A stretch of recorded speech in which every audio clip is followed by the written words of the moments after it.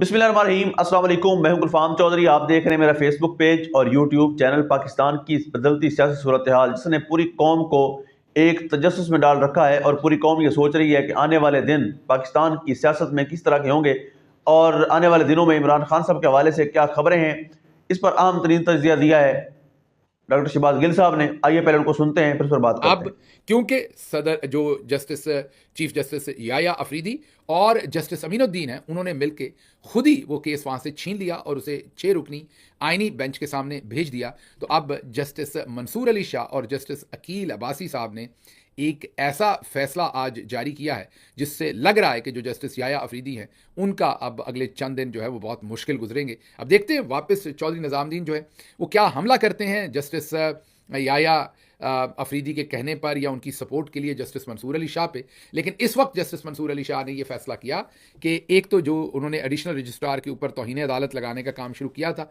उसको उन्होंने डिस्चार्ज कर दिया। उनका कहना यह है कि रजिस्ट्रार का जो ऑफिस का नुमाइंदा है ये महज इस केस में इस्तेमाल हुआ है, इसका इतना ही कसूर था।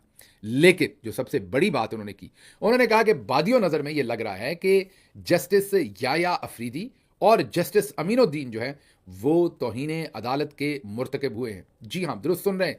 जस्टिस मंसूर अली शाह और जस्टिस अकील अब्बासी वो ये कह रहे हैं कि बादियों नज़र में जो पाकिस्तान के इस वक्त के चीफ जस्टिस जस्टिस याया अफरीदी हैं और उनके साथ आईनी बेंच के सरबराह जस्टिस अमीनुद्दीन असल में बादियों नज़र में वो तौहीन अदालत के मुर्तकब हुए हैं और उन्होंने इस सारे मामले को देखने के लिए कि ये जो केस अगर सामने लगा हो तो उसको क्या हटाया जा सकता है कि नहीं, जुडिशल ऑर्डर को इंतज़ामी ऑर्डर से चेंज किया जा सकता है कि नहीं, इन तमाम चीज़ों को देखने के लिए उन्होंने मामला फुल कोर्ट को भेज दिया है।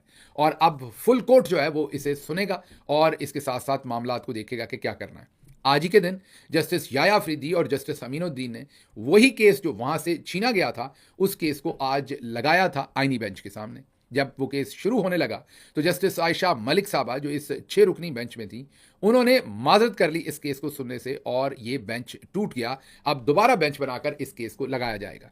लेकिन इसमें जस्टिस मंदोखेल जो हमेशा बड़े तत्ते बयान देते हैं और फैसले उनके बाद में उतने ही वीक होते हैं, उन्होंने वहाँ पर एक बयान दिया और बयान ये दिया कि जब जो दरख्वास्त गुजार थे उन्होंने कहा कि फुल कोर्ट बना दी जाए। जी हाँ, उन्होंने कहा कि इन दरखास्तों को सुनने के लिए फुल कोर्ट बनाई जाए, जिसके जवाब में जस्टिस मंदोखेल ने कहा कि इन 6 जजेस के बेंच को ही फुल कोर्ट समझे। माशाल्लाह, देखें ज़रा हमारे जजेस माशाल्लाह कैसे कैसे शगुफे जो हैं वो आपके सामने रखते हैं। उन्होंने कहा कि इन 6 जजेस को ही फुल कोर्ट समझ लें क्योंकि मामला अपने बारे में है। जिनके खिलाफ एप्लीकेशन है वही इस एप्लीकेशन को देखें, सुन रहे हैं। बहरहाल आप देखते हैं जस्टिस मंसूर अली शाह इस केस को आगे कैसे बढ़ाते हैं, जो दूसरी तरफ केस है। और आईनी बेंच ने बेंच टूटने के बावजूद इस केस को गालिबन कल दोबारा लगा लिया है। अब लग ये रहा है कि 2-3 हफ्ते के अंदर अंदर फुल कोर्ट नहीं बनाई जाएगी बल्कि जजेस की तादाद दुगनी की जाएगी, वो शायद 32 या 34 जजेस करके। और जब जजेस की वो बड़ी तादाद हो जाएगी तो फिर फुल कोर्ट बनाया जाएगा जहां पर जस्टिस अमीनुद्दीन और जस्टिस याया अफरीदी को फिर एग्जानोरेट किया जाएगा, उनको बचाया जाएगा, उनके हक में फैसला दिलवाया जाएगा। अब देखते हैं कि अगले 2-3 हफ्तों के अंदर अपना सारा जुर्म बचाने के लिए कितना बड़ा तूफान जो है वो बर्पा किया जाता है अदालतों के अंदर। अगली खबर आपके सामने इस्लामाबाद हाई कोर्ट से रखते हैं जहां पर एक और बेशर्मी हुई है। और वो बेशर्मी ये हुई है कि जब जो लोअर कोर्ट थी उसने फैसला दे दिया था कि खावर मानिका ने जो इद्दत का केस किया था, इद्दत और निकाह का केस, वो काबिल समात नहीं है और उसको खारिज कर दिया था। उसके बाद उस फैसले के खिलाफ खावर मानिका ने इस्लामाबाद हाई कोर्ट में एक अपील कर रखी थी। उस अपील को आज के दिन तक नहीं सुना गया। अब जस्टिस आमिर फारूक साहब ने यकायक उस अपील को लगाया है और लगाया भी जो दो नए आने वाले जजेस हैं इस्लामाबाद हाई कोर्ट में, एक जस्टिस मिन्हास और दूसरे जस्टिस आजम खान। ये दोनों एडिशनल जजेस हैं, अभी फुल जजेस नहीं हैं। इनके सामने अब इमरान खान के तमाम मुकदमात लगाए जा रहे हैं। इद्दत और निकाह का केस जो है वो जस्टिस आजम खान के पास लगाया गया और इससे साफ जाहिर है कि इन दोनों जजेस को इस्लामाबाद हाई कोर्ट में क्यों लाया गया है। बहरहाल आज वकला ने पेश होकर आजम खान साहब को यह कहा कि आप तो ये केस पहले ही सेशन अदालत के लेवल पर सुन चुके हैं, तो आप अब इसे हाई कोर्ट के लेवल पर कैसे सुनेंगे, जिस पर अदालत के पास और कोई जवाब नहीं था सवाए इसके कि अदालत जो है वो इस केस को वापस चीफ जस्टिस को भेज दे कि ये किसी और बेंच में लगाएं। ये तो इनकी हालत है कि इन्होंने जो 2 नए जजेस लगाए, उन्हीं के सपुर्द अब इमरान खान के तमाम केसेस को जो किया जा रहा है। एक तरफ इद्दत और निकाह का ये घटिया केस है, तो दूसरी तरफ जो एहतसाब अदालत है उसने एक नया, बल्कि जो बैंकिंग कोर्ट है उसने एक नया ही पाकिस्तान के अंदर जो है वो एक तारीख रकम की है। और वो तारीख रकम ये की है कि आपको याद होगा वो जो जाली बैंक अकाउंट्स का केस था, जी हाँ, जाली बैंक अकाउंट्स का केस, जो जरदारी साहब, उनकी बहन फरियाल तालपुर और याद कीजिए एक्स कोर कमांडर मंगला कह दिया मैंने, कोर कमांडर गुजरांवाला, जी हाँ, वो भी इसके अंदर शामिल थे, क्योंकि वो पहले जरदारी साहब के किसी ज़माने में, याद कीजिए कि वो मिलिट्री सेक्रेटरी रह चुके थे। और उसके साथ साथ आपको पता है कि हाल ही में उनके एम्बेसडर बनने और बनाए जाने की खबरें भी आपके सामने थी।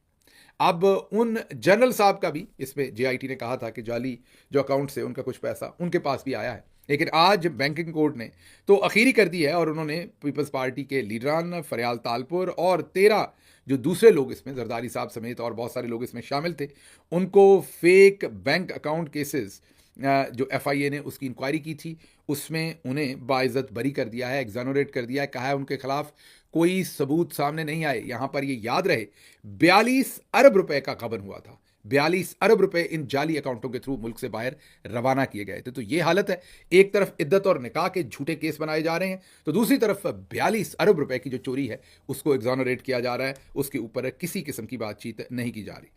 अच्छा जी, अगली खबर जो है वो आपके सामने हम रखेंगे कि जो महारंग बलोच है उनका बयान है। उन्होंने कहा कि दुनिया समझती है कि हमारे पैरों के नीचे सोना, चांदी और तांबा है, जो कुदरती ज़खायर है बलूचिस्तान में, उसकी बात कर रही हैं, जबकि हमारे पैरों के नीचे ना सड़क है, ना पेट में खुराक है, ना ही हमारे पास सेहत है और ना तालीम की सहूलत है। ये महारंग बलोच की बात है, जो कि कदरे दुरुस्त बात है। अब आप इसमें और क्या कह सकते हैं, जो मामलात हैं वो सबके सामने हैं। अगली खबर आपके सामने रखते हैं पीआईए, जिसको अभी अभी नए वाइस एयर मार्शल साहब तोहफे में दिए गए हैं उनको, उसको हेड करने के लिए। अब इंतजामी मसाइल इतने ज़्यादा हैं कि कौमी एयरलाइन की 2 परवाज़ें मनसूख हुई और 17 ताख़ीर का शिकार हुई। ये एक ही दिन की बात कर रहे हैं कि 2 परवाज़ें मनसूख हुई हैं और 17 जो है वो ताख़ीर का शिकार हुई हैं। मतलब कि एक हंगामा बरपा है। पीआईए को खुद नहीं पता कि उन्होंने ये सारा मामला कैसे चलाना है। अगली खबर है एहसास प्रोग्राम की डॉक्टर सानिया निश्तर, इमरान खान की टीम की इंपॉर्टेंट प्लेयर, जिन्होंने अब एक एनजीओ जिसका नाम गावी है उसको ज्वाइन कर रखा है और जिसका काम पूरी दुनिया में वैक्सीनेशन को आम करना या ऐसे इलाकों, ऐसे बच्चों तक वैक्सीनेशन को पहुंचाना जो इसकी सकत नहीं रखते या जहां पर वैक्सीनेशन नहीं पहुंचती। अब एक अमेरिका का बहुत ही मोतबर इदारा है फोर्ब्स, अब फोर्ब्स ने 50 ओवर ग्लोबल फेरिस्ट में सानिया निश्तर को शामिल किया है। फोर्ब्स के अंदर 50 ओवर के अंदर इस लिस्ट के अंदर सानिया निश्तर का होना ना सिर्फ उनके लिए एक बहुत बड़े एजाज़ की बात है, बल्कि पूरे पाकिस्तान के लिए एक बहुत बड़े एजाज़ की बात है। और हम इस पर सानिया निश्तर साहबा को मुबारकबाद भी देते हैं। हमारी कुलीग रही हैं, हमने मिलकर बहुत सारी चीज़ों के ऊपर काम किया हुआ है। लेकिन साथ साथ आज देखिए कि आज इस मुल्क को चौधरी साहब ने डॉक्टर सानिया निश्तर जैसे लोगों को साइड पर करके तो उनकी जगह पर हमें टिकटॉकर मरियम नवाज़ दी हैं और उनके साथ मरियम औरंगज़ेब दी हैं, उनके साथ अज़मा बुखारी दी हैं और उनके साथ आप देख लीजिए कैसे कैसे तोहफे, कादर पटेल जैसे तोहफे जो हैं वो अब आपके हेल्थ मिनिस्टर हैं, जो पेशाब में से शराब ढूंढते फिर रहे हैं। तो आप खुद गौर कीजिए, हमारे चौधरी की चॉइस को गौर कीजिए और उनकी चॉइस को 4 चांद लगे हुए हैं। जी बिल्कुल, जिस तरह से आपने सुना डॉक्टर शहबाज गिल साहब ने इस पर डिटेल से बताया कि इस वक्त पाकिस्तान तहरीक इंसाफ के हवाले से क्या अपडेट्स हैं, इमरान खान साहब के केसेस के हवाले से क्या अपडेट्स हैं और पाकिस्तान की सियासी सूरत हाल में सियासी जमातों का क्या किरदार है, कौन कहाँ पर खड़ा है। और ये सुनने के बाद यकीनी तौर पर जो पाकिस्तान का सियासी सिनेरियो है वो वाज़ेह हो जाता है और लगता ये है कि आने वाले दिन पाकिस्तान की सियासत में बड़े अहम तरीन साबित होने जा रहे हैं और आने वाले दिनों में बहुत बड़ी तब्दीलियाँ मुतवक्के हैं। अल्लाह पाक वतन अजीज़ का हामी और नासिर हो। पाकिस्तान जिंदाबाद।